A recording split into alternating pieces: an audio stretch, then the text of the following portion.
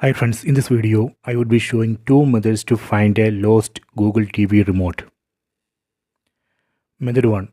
In mobile phone, install Google Home app. I already installed this Google Home app. Let me open. Then we need to log in with the Gmail ID and password. Tap on this devices tab. Then we need to add Google TV. We can tap on this add button, then add Google TV. See, I already added Google TV here. Tap on this TV name. Then tap on the settings icon on top right corner, and here you can see find my remote. So we can tap on this find my remote, then tap on play sound.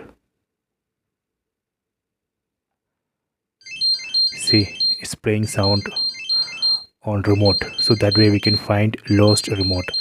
If you want to stop this sound, you can tap on stop, or we can press any button on the remote. That way also we can stop. This is a method 1. Let me go to method 2. In some model of Google TV, you can find a button to play sound in remote. You just press that button on the TV. So that way we can play sound, same sound. The same thing you can do with button on the TV. That way we can find lost remote. That is a method 2.